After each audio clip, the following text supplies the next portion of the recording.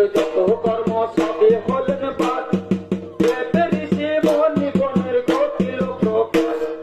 শ্রীরাম বলেন শোনো পবন নন্দন, সূর্যের প্রকাশ নেই আজি কিসের কারণ। সর্বমাত্র মানে সূর্য ছাড়েন তাই, অন্যদিকে হইল বেলা মধ্যাহ্ন সময়। অন্যদিকে করি আমি সূর্যেরই বন্দনা, ভক্তিভাবে রামদেবে বিজয় রথ।